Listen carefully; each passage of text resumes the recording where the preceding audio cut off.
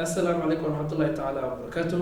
dhammaan asxaabta sharafta leh oo ku xiran Greenways Online Academy, welcome back again.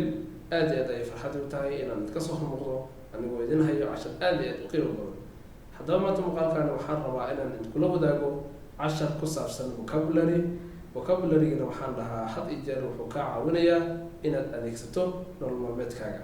haddaba marka vocabulary-ga maanta aan idin soo diyaariyo wuxuu ku saabsan yahay vocabulary aad adeegsan karto marka aad telefoonka aad ku hadlayso, iyo haddii ama qof uu telefoon ugula hadlayo hadduu ereyadaas uu adeegsado sidee u fahmi kartaa ama maaragtay maxay ka dhigan yihiin macnahoodu. haddaba marka intaas oo dhan muuqaalkan ayaa kusoo koobi doona insha allah. hadday tahay markaad kuwa doona soo booqanaysa insha allah ilaamin kanaalka inaad subscribe tiraahdo si aad u noqoto daawadaha koobaad ee muuqaaladan ay soo gaaraan. waxaan baranaynaa waxa la yiraahdo telephone phrasal verbs. Phrasal verb horta verbs waan soo dhiganayo qayb baan uga soo hadlaynay waxaana waa fal waay. Okay, falka waxa la yiraahdo verb. marka phrasal verb markii saas la isku qabto waxay noqonayaan erayo maaragtay ficil iyo erey maaragtay preposition waxa la yiraahdaa ereyada wax isku xiriirshaan waxa la yiraahdaa preposition.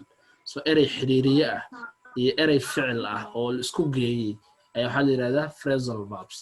Phrasal verbs-na sababta loo yiraahdo ayaa waxay tahay waa erayo kooban oo sitaan macno dheer ayay sitaan. meesha aad jumlo dheer ama hadal dheer aad dhihi lahayd waxaad adeegsanaysaa asagoo gaaban baad adeegsanaysaa. ereygaas gaabanna wuxuu sitaa macno dheer ayuu sitaa.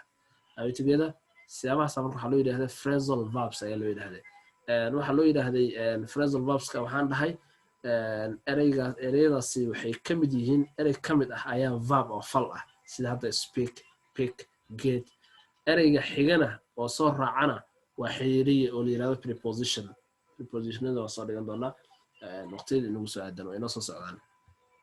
so marka waxaan rabnaa inaan adeegsan aan barano vocabularies kala adeegsan karo oo telephone marka aad qof aragto inaad la hadasho ama markuu qof kula hadlayo waxaad isdhaafsan kartaan erayo noocyo aad isdhaafsan kartaan. hadduu ereyadaasi adeegsado maxaa loola jeedaa oo macnahoodu maxay yihiin ayaan rabnaa inaan ogaano. haddaba marka meeshaan waxaan ku aragnaa sawirkaasi saad aragtaan qof telefoon ku hadlayo, qof kaluusa la hadlaya oo xaggaa sawir kalan ku aragnaa. okay, so marka waxaan rabnaa inaan aragno ereyooyinka vocabularies-ka adeegsadeen ereyooyinkaasoo ah ereyo micno qarsoon sitaan maxay yihiin, maxay ka macnaysan yihiin ayaan rabnaa inaan isla wada aragno. okay, hagaag ereyga ugu horeeya aan ka bilaabno waxaa la yiraahdaa speak up. speak up, speak up maxaa laga wadaa? waa to speak louder.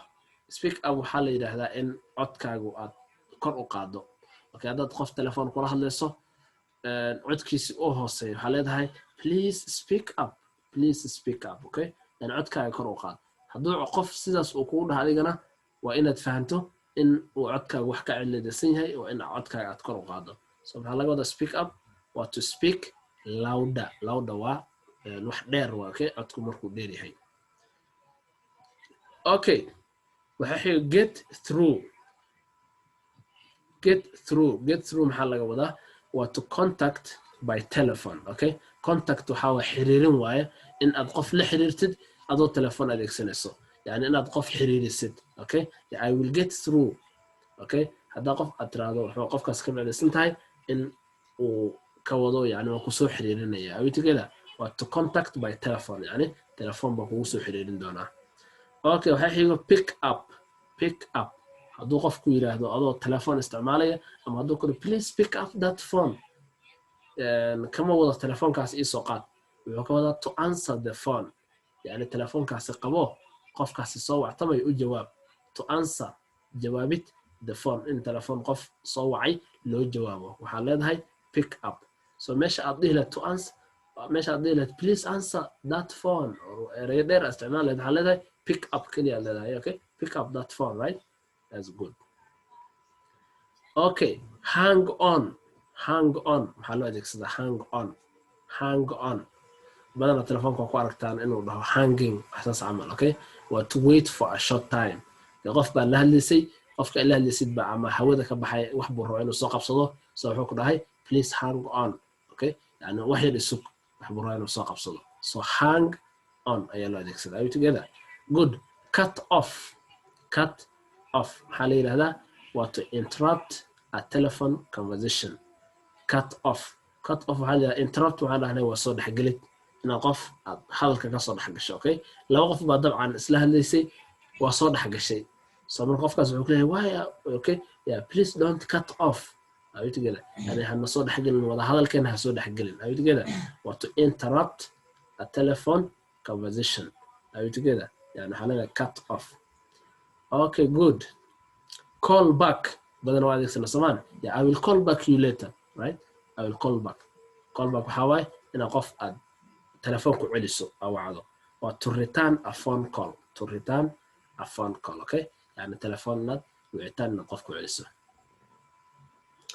okay hang up maxaa laga wadaa hadday tahay tiraahdo hang on maxaan dhahnay waa to wait for a short time in qofku aad sugto okay hang up maxaa waaye marka hang up haddii qof hanging up haddaad aragto maxaa laga wadaa waa to end the telephone call by breaking the connection to end the telephone call waa in telephone la dhamaystiro ayadoo la burburinayo breaking the connection xiriirka labadaas telephone la isku xiriiriyay ayadoo la burburiyo waa telephone in qofka goyso hang up okay yeah how do you see if I hang up the call so that maybe I want to visit somewhere else or I want to go somewhere okay yani sida u aragta haddaan telefoonkaan gooyo maadaama meel baan raba inaan aado so hang up waa telefoonka inaad goysid to end the telephone call by breaking the connection okay put through waxaa loo adeegsadaa waxaa laga wadaa to connect by telephone with someone else put through waxaa la xiriirin yani inaad qof telefoon u dhiibto hadduu qof kula hadlayo haddii aad rabto inaad tiraahdo qofkaas telefoonka igu dhiib waxaa leedahay yeah put through the phone to someone else okay yeah qofkaas igu xiriiri waxaa laga wadaa to connect by telephone with someone else ama laba qof baa isla hadlaysay waxay rabaan qof kale inay callka kusoo daraan sidoo kale waa loo adeegsadaa put through okay just wait I will put through that person to the call yani qofkaasaan callka kusoo darayaa so put through waa xiriirin hold on waa sugid to wait for a short time in aad wax sugto hold on waxaa loo adeegsadaa adoo hadlayo baa qof baa telefoon iskula hadlaysaan so hadalkii waa isla buuqaysaan hadalka ma kala sugaysaan so marka waxaa rabta inaad tiraahdo hold on please let me finish my maybe yani wixii aan ku hadlayay hold on marka waxaa loo adeegsadaa in qofka aad tiraahdo isug ama yani warkayga aan dhamaysto ha iga soo dhexgelin are you together hold on please let me finish my statement yani isug yani warkayga ama khabarkayga aan dhamaystira break up maxaa laga wadaa waa to be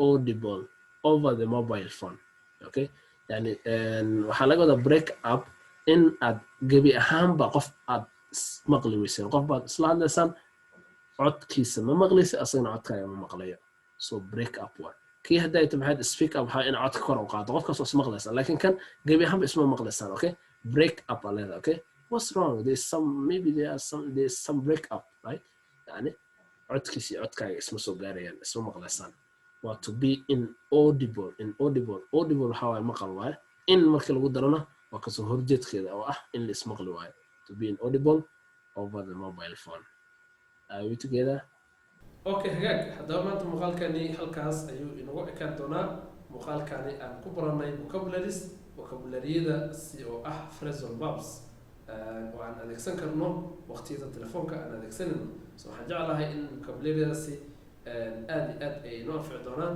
sidoo kale waxaa aad iyo aad muhiim u ah inaan xifdino vocabularyadaasi oo ah phrasal verbka la xiriiraan haddaba maanta intaan ka kulmi doono muuqaalka xigo waxaan ku ogahay khayr tiro badan wassalaamu calaykum ورحمة الله وبركاته.